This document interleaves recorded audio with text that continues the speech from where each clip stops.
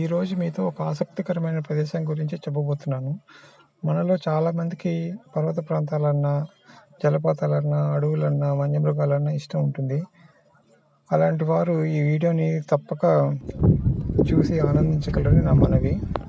నేను చెప్పబోయే ప్రదేశం మండలపట్టి, అంటే మేఘాల సమూహం అన్నమాట. ఇది ఎక్కడ ఉందంటే పశ్చిమ కనుమల్లో మడికేరి జిల్లా నుంచి పశ్చిమ వైపు 18 కిలోమీటర్ల దూరంలో ఉంటుందన్నమాట.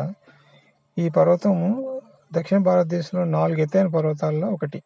ఈ పర్వతం పుష్పగిరి వైల్డ్ లైఫ్ శాంచురీ మధ్యలో ఉంటుంది. అంటే ఇక్కడికి వెళ్ళిన తర్వాత మీరు 360 డిగ్రీస్ వ్యూలో చూస్తే అన్ని దట్టమైన అడవులు, కొండ ప్రాంతాలే కనిపిస్తాయి. మీకు ఎటువంటి గ్రామాలు కానీ జనసంచారం కానీ ఉండదు.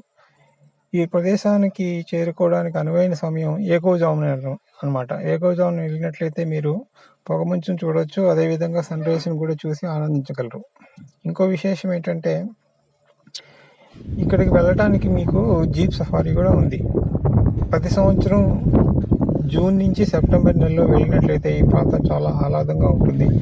వర్షం పడుతుండడం వల్ల, గాలిలో తేమ ఉండడం వల్ల మేఘాలు కిందికి ఉండి చూడడానికి చాలా ఆహ్లాదకరమైన వాతావరణం ఉంటుందన్నమాట.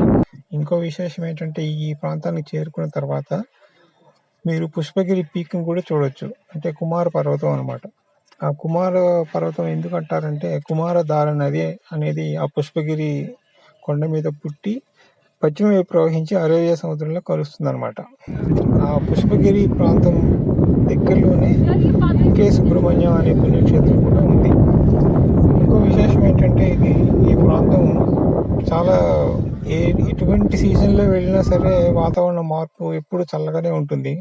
కాబట్టి మీరు వీలైతే సెప్టెంబర్ నెల లోపు వెళ్ళొచ్చు, లేకపోతే జనవరి నెలలో కూడా వెళ్ళినా సరే మీరు ఈ ప్రదేశం చూసి ఆనందించగలరు అనమాట. ఇంకోటి, ఇక్కడికి వెళ్ళేటప్పుడు ఏదైనా ఫారెస్ట్ డిపార్ట్మెంట్ సహాయం తీసుకొని ఏదైనా స్పాట్ ఎంచుకొని వెళ్ళినట్లయితే ఈ పరిసర ప్రాంతాలని పూర్తిగా ఎంజాయ్ చేయగలుగుతారు.